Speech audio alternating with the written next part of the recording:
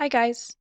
Today we're going to be looking at Chapter 8, specifically looking at the Silk Road and understanding the historical skill of contextualizing. Context are the circumstances that form the setting for an event, statement, or idea, and places it in terms of which it can be fully understood and assessed. We have to ask ourselves three questions when we're contextualizing an event in history. When and where did the event happen? What other contemporaneous events might have affected the way the event happened? And how does the context affect the reliability of how the event is portrayed in sources?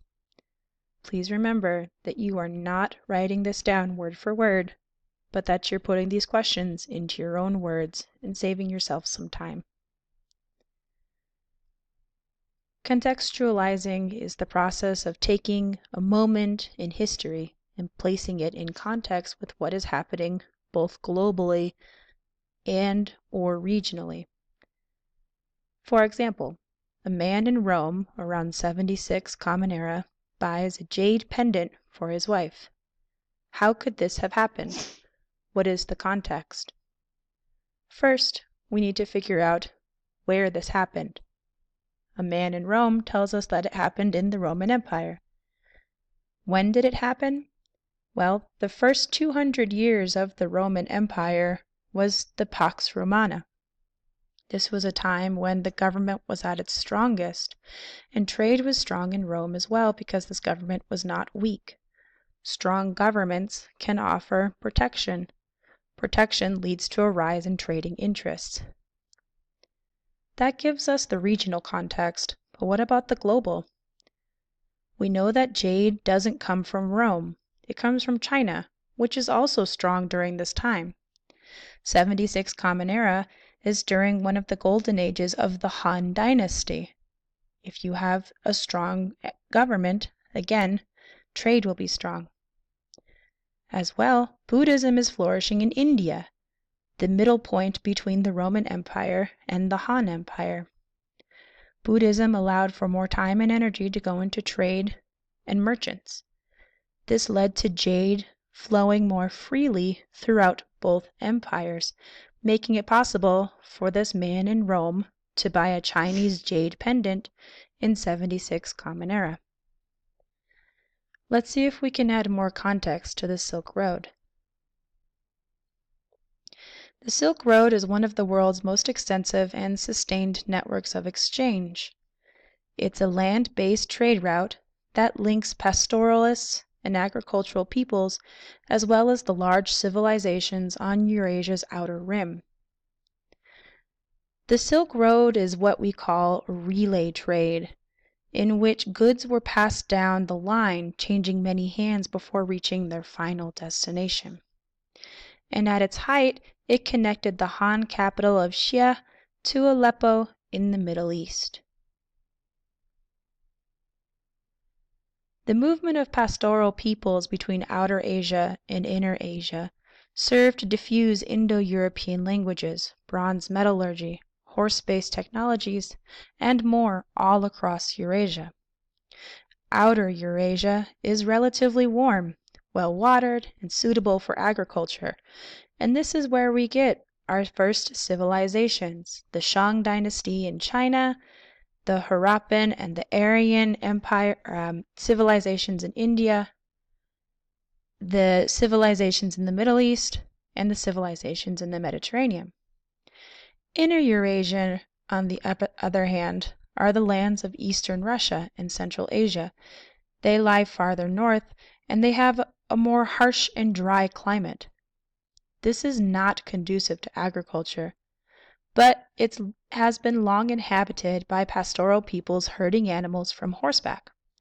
People had long traded with and raided their agricultural neighbors to the south.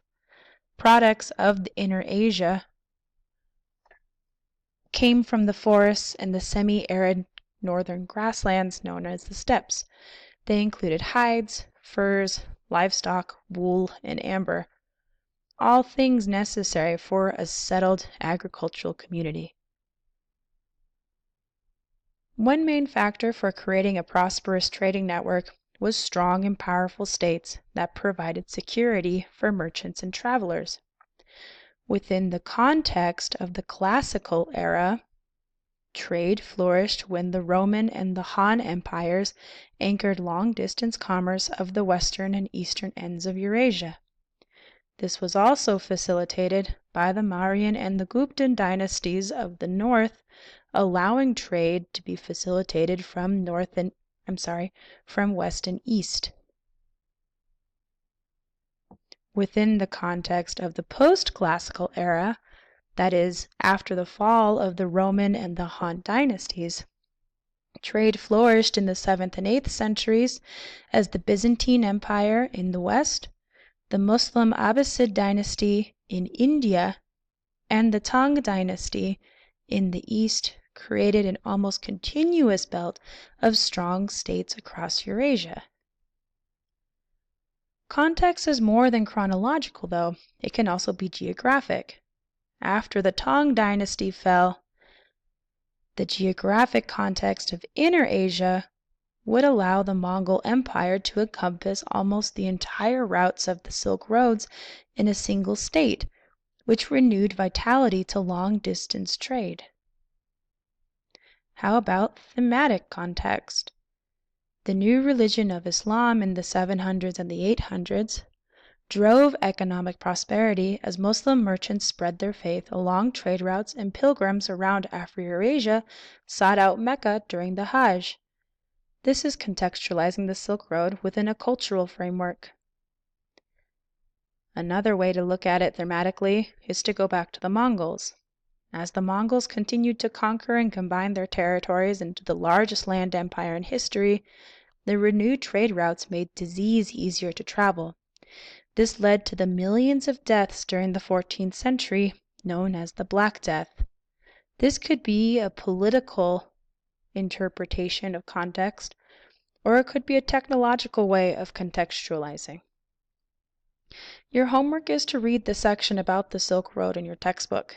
Take notes on the different items being traded for, the imports and the exports, and contextualizing the rise of the Silk Road.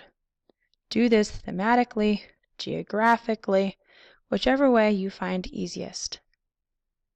Go into your lecture notes now and choose an example of contextualizing the Silk Road in this lecture, and a second example of contextualizing the Silk Road that you come up with on your own. Thanks, guys.